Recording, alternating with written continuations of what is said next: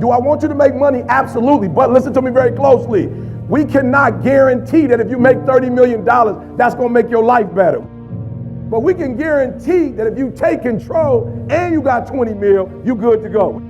I want you to think, not write, not say something deep when you leave. I want you to literally get into the experience. And so somebody asked me, I'm about to show you. Somebody asked me, like, yo, E, how do you stay fired up, bruh? You've been doing this since you was 19. It seemed like Dad, me and Dad, where Dad at? Me and Dad was talking. He was like, E, I listen to so many other motivational speakers, E, and it just seemed like you get better and better. And I said, I get better and better because the thing that pumped me up in the beginning is the thing I think about every day. Every day I wake up, I remember there was a time in this country, flat out, that you ain't had no control as an African-American man. Flat out, right here in America. I just left Montgomery, there's a lynching museum. I just went to the museum. They showed where cats was getting lynched in 1940.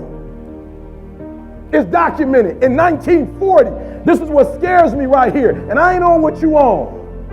I'm about to show you some outliers. I wake up every day like, yo, E, you gotta take control, bruh. Because if you don't take control, we live in a society outside of your house. You live in a world full of sharks.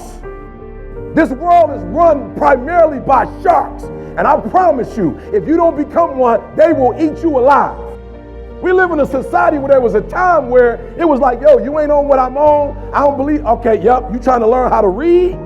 You trying to get your freedom? You trying to learn how to read? You trying to escape? And I'm going to lynch you because I want other people to see it. I wake up to this every day like, E, you got to make sure you don't get lynched. No, hear what I'm telling you. I take control. This ain't about no money for me. It's about freedom. I want to be able to get up and walk wherever I want to walk. I want to be able to walk in the neighborhood where I can have my hoodie on, Alex, and not get shot down. If you in America and you ain't got no business, then you really don't exist. You're a slave. You don't become free until you got a business, till you have a way of generating income. You a slave until then. Why? It means you got to rely on somebody else. And if they don't pay you, you don't get paid. Abraham Lincoln used Frederick Douglass to prove to the South that it was a lie that African-American men couldn't be smart. They proved he was born a slave. And look at his oratorical skills now. Couldn't nobody hold my man. Look at his writing.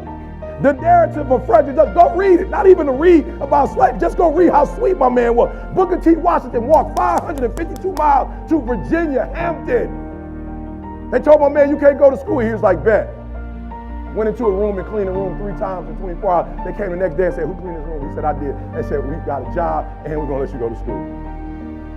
And then he ended up opening up one of the first African-American schools. First HBCU, Booker T. Washington, George Washington Carver. Come on, y'all. I need y'all to get out of slavery.